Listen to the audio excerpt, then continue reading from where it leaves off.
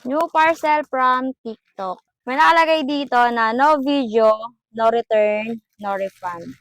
So, kailangan kapag bubuksan to, kailangan naka-video ka. Para if ever na merong problem sa parcel, pwede nilang palitan.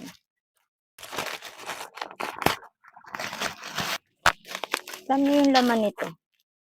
Gustong gusto ng anak ko to eh. Nakailang order na kami nito.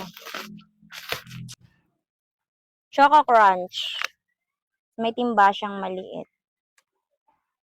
Tapos, shake mo muna to bago mo siya i-open. Ayun. Ayun yung laman niya. Puno. Ayan. Hindi siya yung ampaw. Tikman ko. Malutong din siya. Hindi siya katulad na iba na makunat.